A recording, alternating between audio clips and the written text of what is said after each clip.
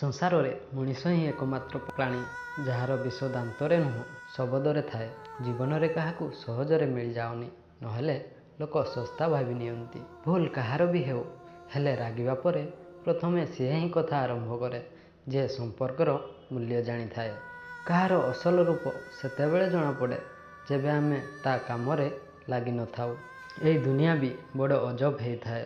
ଏଇଠି ଭଲ ଲୋକଙ୍କୁ ଧୋକା ଆଉ ଖରାପ ଲୋକଙ୍କୁ ମଉକା ସମସ୍ତେ ଦିଅନ୍ତି। ଯଦି ଜାଣିବାକୁ ଚାହୁଁଛ ଅଣନିଶ୍ୱାସୀ କ'ଣ, ତେବେ ପଚାର ସେ ଛୁଆକୁ ଯିଏ ଖାଦ୍ୟ ପାଇଁ କାମ କରେ ଖେଳନା ଦୋକାନରେ। ଯଦି ସଫଳ ହେବାକୁ ଚାହୁଁଛ ତେବେ ଏଇ 5ଟି କଥାକୁ ତ୍ୟାଗ କର। 1ରେ ଲୋକ କ'ଣ କହିବେ। 2ରେ ଏବେ ମୁଡ୍ ନାହିଁ। 3ରେ ମୋ ଦ୍ୱାରା ହେବନି। 4 ମୋ ପାଖରେ ସମୟ ନାହିଁ। 5 ମୋ ଭାଗ୍ୟ ଖରାପ। ଓଠ ସମସ୍ତଙ୍କ ପାଇଁ ହସିପାରେ, ହେଲେ ଆଖି ସମସ୍ତଙ୍କ ପାଇଁ କାନ୍ଦିପାରେ ନା। ଆଖି କେବଳ ତା ପାଇଁ କାନ୍ଦେ ଯାହାକୁ ଆମେ ଆମ ନିଜଠାରୁ ବେଶୀ ଭଲ ପାଇଥାଉ। ଭିଡ଼ିଓଟି ଯଦି ଭଲ ଲାଗିଥାଏ ମାନସ ମୋଟିଭେସନ୍ ଚ୍ୟାନେଲକୁ ସବସ୍କ୍ରାଇବ୍ କରିଦେବେ ଆଉ ଗୋଟେ ଲାଇକ୍ କରିଦେବେ। ରହୁଛି। ଜୟ ଜଗନ୍ନାଥ।